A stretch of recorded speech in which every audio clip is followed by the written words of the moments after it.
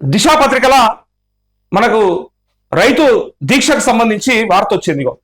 రేవంత్ భరతం పడతాం, ఆయనకు అధికారం నెత్తికెక్కింది, రుణమాఫీ వివరాలు పబ్లిక్ డొమైన్ లో పెట్టాలి, ఢిల్లీకి కప్పం కట్టేందుకు హైడ్రా పేరుతో వసూళ్లు, రైతు హామీల సాధన దీక్షలో ఈటల రాజేందర్, కాంగ్రెస్ మెడలు వంచుతాం ఏలేటి మహేశ్వర్ రెడ్డి అంటూ ఇక రైతు హామీల సాధన దీక్షలో నిన్న ఈటల రాజేందర్, ఏలేటి మహేశ్వర్ రెడ్డి, అట్లే వీళ్ళంతా కూడా కొండ విశ్వేశ్వర రెడ్డి, రఘునందన్ రావు అండ్ అరవింద్, డికే అరుణ వీళ్ళందరూ కూడా వచ్చిండ్రు.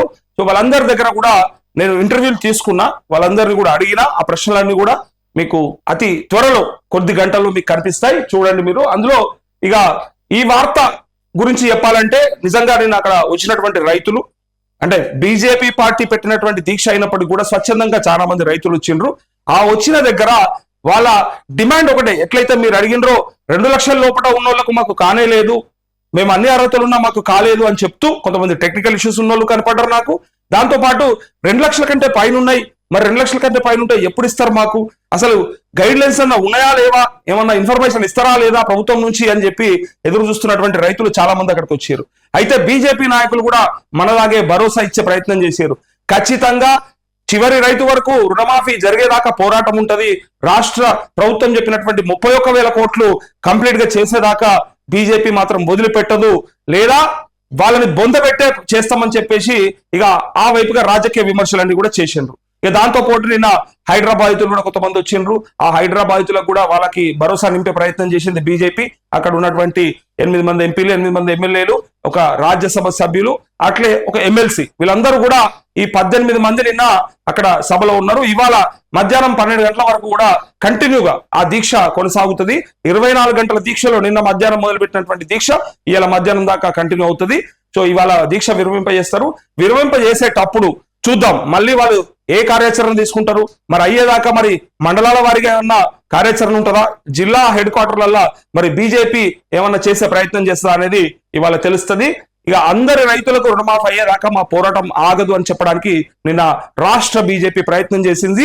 ఇంకా ప్రతిపక్షాలు నిన్న వీళ్ళని అడిగినట్టే సేమ్ ప్రతిపక్షాలు కూడా ప్రభుత్వం సైడ్ నుంచి కూడా పెద్దలు అడిగినటువంటి ప్రశ్నలు ఏంటంటే, మరి బీజేపీ పరిపాలిస్తున్నటువంటి రాష్ట్రాలలో రుణమాఫీ చేసిందా, చేస్తుందా, ఒకవేళ మీరు ఇచ్చిన హామీలన్నీ నెరవేర్చిండ్రా, దాంతో పాటు రైతుల కోసం ఇలా మాట్లాడుతూ ఉన్నారు, మరి మిగిలిన 17 రాష్ట్రాలల్లో మీకు రైతుల మీద ప్రేమ ఉంటే మరి అక్కడ ఏం ఇంప్లిమెంట్ చేస్తున్నారు, ఎంఎస్పి ధర ఏంది, ఎంఎస్పి కథ ఏంది, మీరు ఇస్తున్న సబ్సిడీలు ఏంది, ఎరువుల సబ్సిడీ ఎంత ఇస్తా ఉన్నారు, ఇవన్నిటి గురించి కూడా ఇటువైపు నుంచి కౌంటర్లు వచ్చినాయి. సో ఆ వార్తలు కూడా ఉంటాయి ఇలా.